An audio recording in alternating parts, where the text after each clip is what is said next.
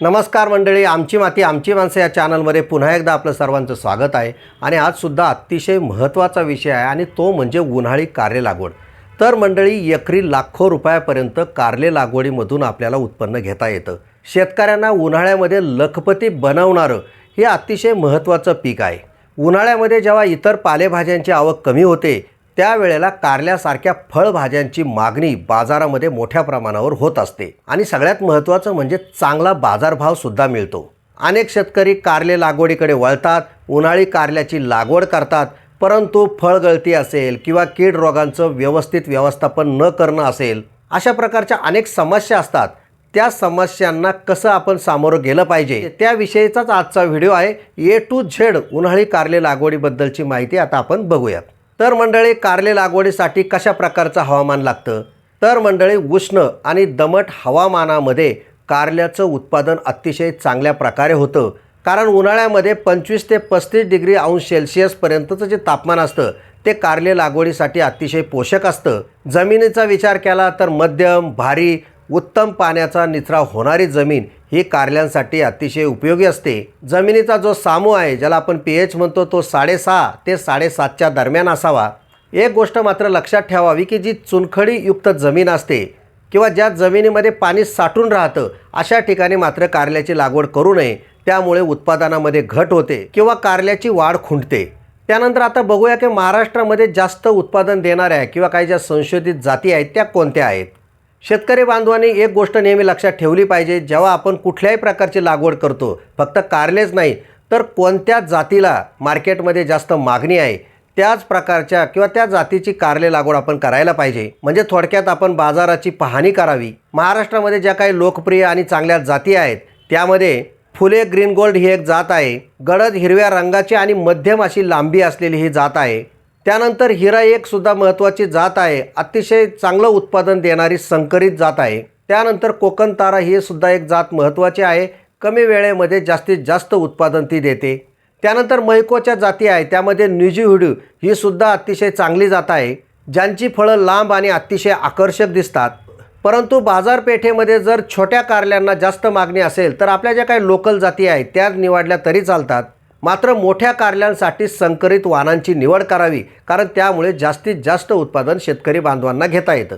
त्यानंतर शेतकरी बांधवांनी एक महत्त्वाची गोष्ट लक्षात घेतली पाहिजे की कारले ही वेलवर्गीय भाजी आहे, तिला आधाराची गरज असते। जमिनीची 2-3 वेळा आडवी उभी नांगरणी करून 2-3 कुळवाच्या पाळ्या द्याव्यात किंवा आजकाल ट्रॅक्टरने सगळ्या प्रकारची मशागत तातडीने करता येते। लागवडीसाठी 2x6 किंवा 5x1.5 फूट इतकं अंतर ठेवावं।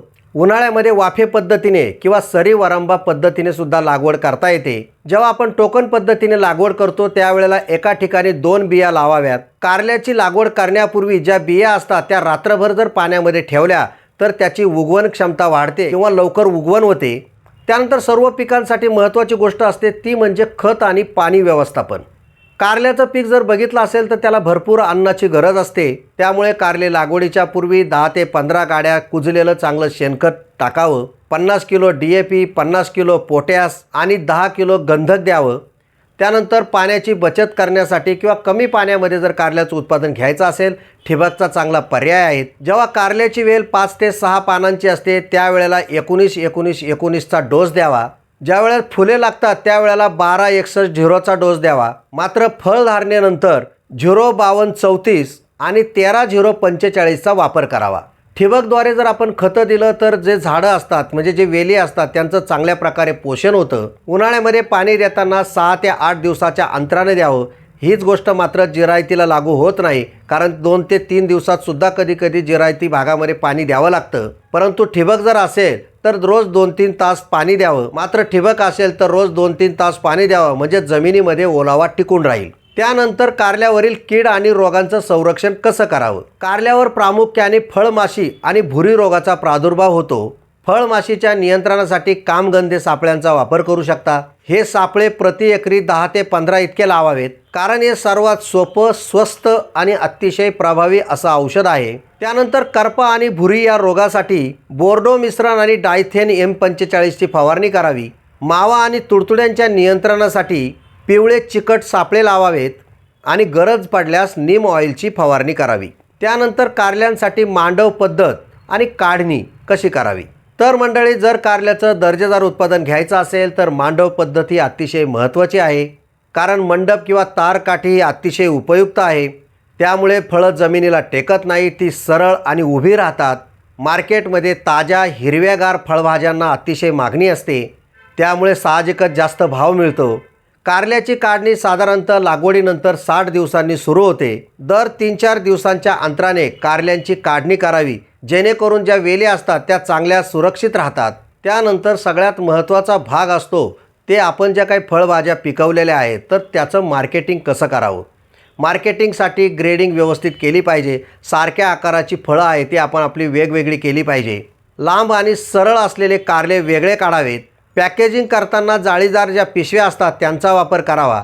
लोकल बाजारपेठ असेल किंवा जी जवळची बाजारपेठ असेल किंवा एखादं मोठं मार्केट जवळपास असेल तर त्या ठिकाणी आपला जो भाजीपाला असेल किंवा जे आपले कारल्याचे असतील तर ते विक्रीसाठी न्यावे. जाळीदार पॅकिंग जर केली तर त्यामुळे हवा खेळती राहते आणि आपले जे कारले आहेत ते जास्त काळ फ्रेश राहतात. जर आपण थेट विक्रेत्यांशी किंवा जे हॉटेल मालक आहेत त्यांच्याशी थेट संपर्क जर साधला तर मार्केटपेक्षा 10 ते 15 पटीने भाव आपल्याला मिळू शकतो. जर आपण थेट विक्रेते किंवा हॉटेल मालकांशी संपर्क साधला तर मार्केटपेक्षा नक्कीच आपल्याला कधीकधी दुप्पटसुद्धा भाव मिळू शकतो. तर मंडळी, तुमच्या लक्षात आलं असेल की शेतकऱ्यांना नेहमी उन्हाळ्यामध्ये कुठला भाजीपाला करावा, त्यासाठी कारलं हे अतिशय उपयुक्त आहे. कारल्याची जर आपण लागवड जर केली तर अतिशय कमी कालावधीमध्ये कमी पाण्यामध्ये आपण चांगल्या प्रकारचं उत्पादन घेऊ शकतो. एकरी लाख रुपयापर्यंतसुद्धा आपल्याला उत्पादन कारल्यामधून मिळतं.